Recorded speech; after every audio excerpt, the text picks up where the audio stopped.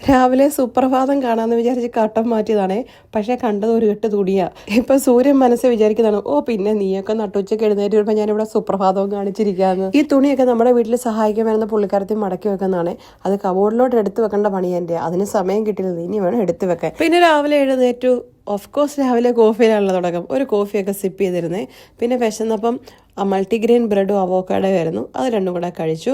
പിന്നെ ഇനി ഫോൺ വിളികളുടെ ടൈമാണ്. ഞാൻ ആദ്യം എൻ്റെ മമ്മീനെ എൻ്റെ സിസ്റ്ററിനെയൊക്കെ ഞങ്ങളെല്ലാം കൂടെ വീഡിയോ കോളിൽ വരുവേ. ഞങ്ങൾ കുറേ നേരം വർത്താനം പറഞ്ഞു. പിന്നെ ജസ്റ്റിയുടെ പപ്പായെ വീഡിയോ കോൾ വിളിച്ചു. ഓഫ് ഉള്ളപ്പോൾ വേണം ഇതൊക്കെ വിളിക്കാൻ. ജസ്റ്റി ഉള്ളപ്പോൾ വിളിക്കാമെന്ന് വിചാരിച്ചാൽ ജസ്റ്റ് ഇവരെ ആരെയും വിളിക്കത്തില്ലെന്ന്. ആദ്യമൊക്കെ ഞാൻ വഴക്കുണ്ടാക്കുമായിരുന്നേ. പിന്നെ എനിക്ക് മനസ്സിലായി ഇത് ഇവരുടെ സ്വഭാവമാണ്. നമ്മളെന്തിനാ വെറുതെ വഴക്കുണ്ടാക്കുന്നത്, നമ്മളങ്ങ് വിളിച്ചേക്കണം. അത് കഴിഞ്ഞ് പിന്നെ ഞാൻ ജസ്റ്റിയുടെ പപ്പായെ വിളിച്ചു. ജസ്റ്റ് വന്നിട്ട് വിളിക്കാമെന്ന് വിചാരിച്ചിരുന്നു. അതൊന്നും നടക്കത്തില്ല. പിന്നെ മറന്നു പോകും. പിന്നെ പപ്പ വിചാരിക്കല്ലേ പപ്പായെ വിളിക്കുന്നേ ഇല്ല, തിരക്കുന്നില്ലെന്ന്. അങ്ങനെ പപ്പായുടെ ഒക്കെ കുറേ വർത്താനമൊക്കെ പറഞ്ഞു. അങ്ങനെ ഫോണും വിളിച്ചും വർത്താനം പറഞ്ഞു എൻ്റെ സമയം അങ്ങ് തീർന്നു.